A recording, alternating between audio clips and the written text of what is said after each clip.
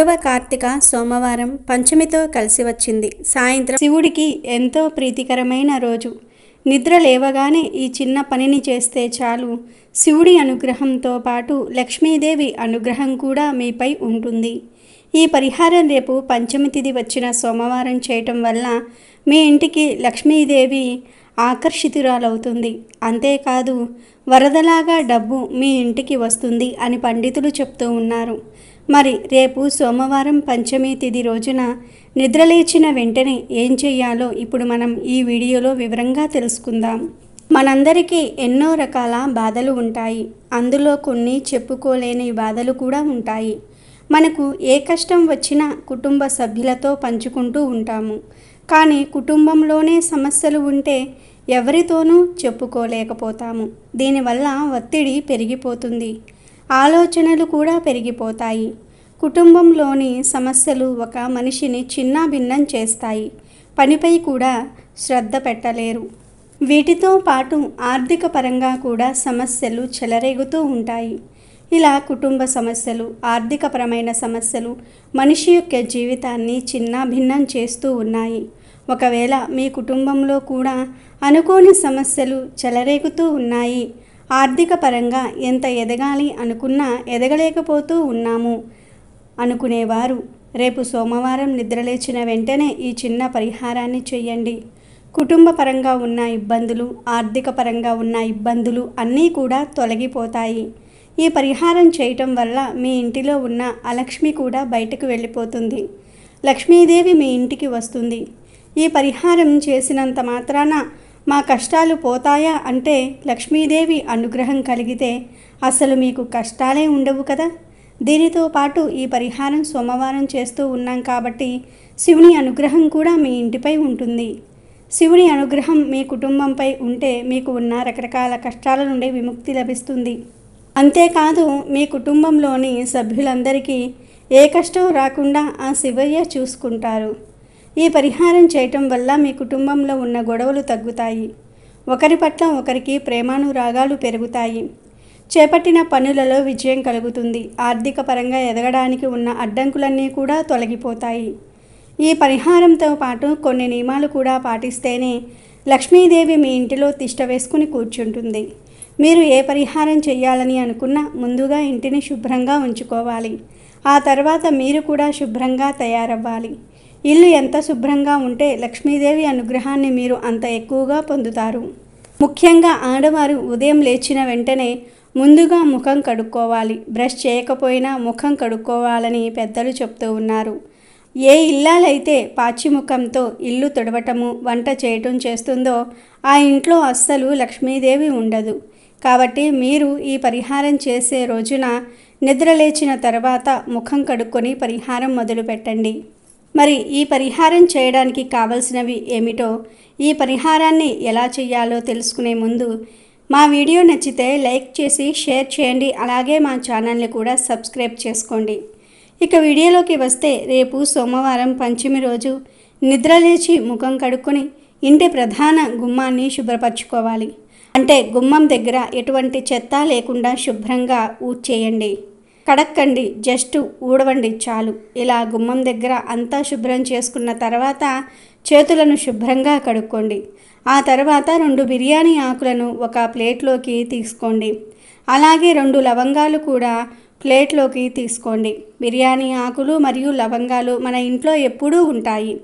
ఈ 2 పదార్థాలతో పరిహారం చేయటం వల్ల ఇంటిలో ఉన్న నెగిటివ్ ఎనర్జీ అంతా కూడా పోతుంది అని పండితులు చెప్తూ ఉన్నారు.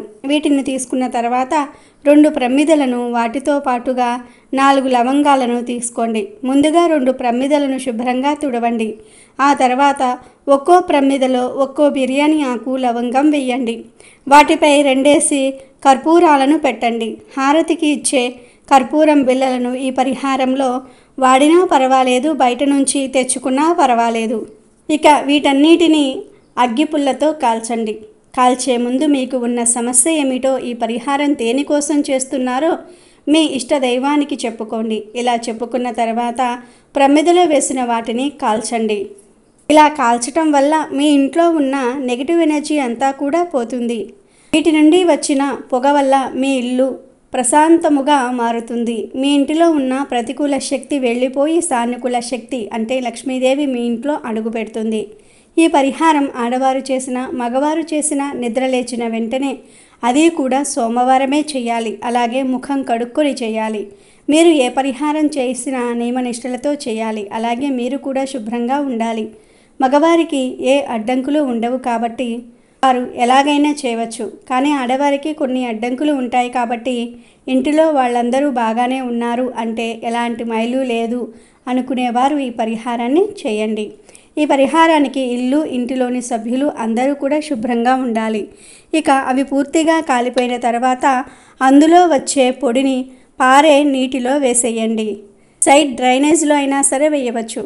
అలా వేసేసి గుమ్మాన్ని శుభ్రం చేసుకోండి. గుమ్మానికి పసుపు, కుంకుమ, బొట్లు పెట్టండి. ఇంటి ముందు ముగ్గులు వేయండి. ఈ పరిహారం చేయటం వల్ల మీ ఇంట్లో ఉన్న దరిద్రమంతా కూడా పోతుంది. అదృష్టం మీ ఇంటిలో అడుగు పెట్టాలి అంటే ఈ పరిహారం పూర్తి చేసిన తర్వాత గుమ్మాన్ని శుభ్రం చేసి మీరు స్నానం చేసిన తర్వాత శివుడికి పూజ చేయండి. లేదా లక్ష్మీదేవికి అయినా సరే పూజ చేసుకోవచ్చు. ఈ పరిహారం చేసినందుకు ఫలితం ఇవ్వమని మనస్ఫూర్తిగా కోరుకోండి. పరిహారం చేసిన తర్వాత మీరు ఇంటిని ఖచ్చితంగా శుభ్రం చేయాలని పండితులు చెప్తూ ఉన్నారు. అప్పుడే లక్ష్మీదేవి మీ ఇంటికి వస్తుంది. అలాగే లక్ష్మీదేవి మీ ఇంటిలో శాశ్వతంగా ఉండాలి అంటే మీ ఇంటి ప్రధాన గుమ్మాన్ని ఎప్పుడూ కూడా శుభ్రంగా ఉంచుకోవాలి. వారానికి 2 సార్లు అయినా సరే గుమ్మానికి పూజలు చేయాలి. మన ఇంట్లోకి లక్ష్మీదేవి ప్రవేశించాలి అన్నా, ఇంటి నుండి లక్ష్మీదేవి బయటికి వెళ్ళిపోవాలన్నా ప్రధాన ద్వారం నుండే జరుగుతుంది. కాబట్టి మనం మన ఇంటి ప్రధాన గుమ్మాన్ని ఎంత శుభ్రంగా చూసుకుంటే మనకే అంత మంచిది. లక్ష్మీదేవి కూడా ప్రసన్నం చెందుతుంది. వీటిని రేపు సోమవారం నిద్రలేవగానే కాల్చడం వల్ల మీ కుటుంబంలో ఉన్న గొడవలు కూడా తగ్గిపోతాయి. ఒకరిని ఒకరు అర్థం చేసుకుంటూ ఉంటారు. రేపు సోమవారం ఉదయం నిద్రలేవగానే మాకు చాలా పనులు ఉంటాయి, మాది చాలా బిజీ లైఫ్ అనుకునేవారు ఈ పరిహారం రేపు సోమవారం సాయంత్రం 6 గంటలు దాటిన తర్వాత అయినా సరే చేసుకోవచ్చు అని పండితులు చెప్తూ ఉన్నారు. సూర్యోదయం ముందు కానీ సూర్యాస్తమయం తర్వాత కానీ గుమ్మం దగ్గర వీటిని వెలిగిస్తే లక్ష్మీదేవి కటాక్షం మీకు ఖచ్చితంగా కలుగుతుంది. ఆర్థిక పరంగా ఉన్న సమస్యలు, కుటుంబంలో ఉన్న సమస్యలు అన్నీ కూడా తొలగిపోతాయి. మీరు కూడా మీ జీవితంలో ఆనందము, శ్రేయస్సు, సంపదలను కావాలని కోరుకుంటే రేపు సోమవారం పంచమి తిథి రోజు నిద్రలేచిన వెంటనే ఈ చిన్న పనిని చేయండి. మీ జీవితంలో కోల్పోయినవి అన్నీ కూడా తిరిగి పొందుకుంటారు. ఒకవేళ ఉదయం వీలు కాని వారు ఈ పరిహారాన్ని ఆ రోజు సాయంత్రం చేసిన ఫలితం దక్కుతుంది. కానీ నిద్రలేచిన వెంటనే చేసిన దానికి చాలా త్వరగా ఫలితం అనేది దక్కుతుంది అని పండితులు చెప్తూ ఉన్నారు. కాబట్టి వీలైన వారు సోమవారం పంచమి తిథి రోజు ఉదయమే నిద్రలేచిన వెంటనే ఈ పరిహారాన్ని చేయండి.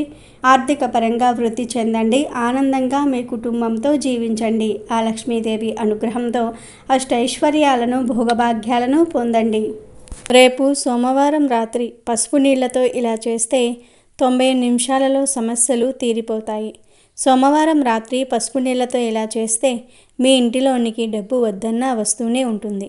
పసుపు నీళ్లకు సంపదను ఆకర్షించే శక్తి ఉంది. వంటగదిలో ఉండే ముఖ్యమైన పదార్థం పసుపు.